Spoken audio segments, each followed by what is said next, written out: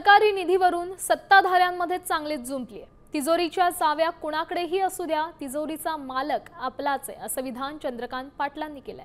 राज्याच्या तिजोरीच्या चाव्या आपल्याकडेच आहेत, कुणाला निधी द्यायचा आणि कुणाला नाही हे आपल्या हाती असल्याचं वक्तव्य अजित पवारांनी केलं होतं। त्यावरून आता चंद्रकांत पाटील यांनी टोला लगावलाय। तुम्ही मला 18च्या 18 उमेदवार निवडून दिले ना, मी तुम्हाला सांगितलेलं सगळं द्यायला तयार आहे, पण तुम्ही तिथं काट मारली का मी पण काट मारणार।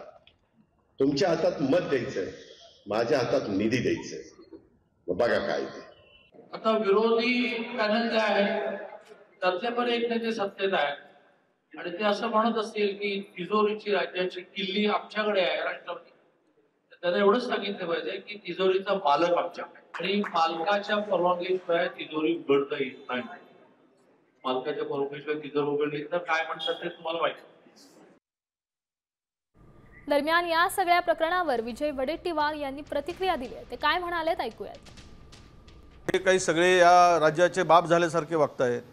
हे काही मालक आहेत काय राज्याचे? आणि हे तिजोरी म्हणजे काय यांच्या बापदादांनी कमवलेली मिळकत आहे काय? जनतेसाठी आहे, जनतेने निवडून दिलं, जनतेच्या हिताचा विचार करायला पाहिजे। परंतु मतांसाठी धमकावणं, एक सांगतो आमच्याकडे तिजोरीची चावी आहे, दुसरा सांगतो आमच्याकडे मालक आहे, आणि जनतेला तुम्ही काय गृहीत धरून आणि त्यांना धमकावून मतं घेण्याचं काम चाललं आहे। निवडणूक आयोगाने याची दखल घेतली पाहिजे। हे प्रलोभन आहे। सत्ताधाऱ्यांनी अशा पद्धतीचं वक्तव्य करणं म्हणजे हे कारवाईस पात्र आहेत।